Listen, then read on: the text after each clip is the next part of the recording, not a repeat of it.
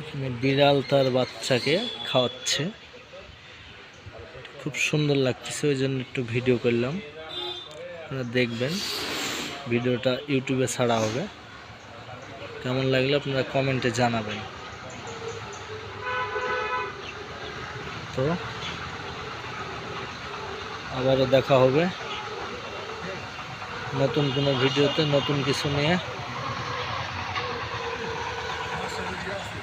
আল্লাহ হাফেজ।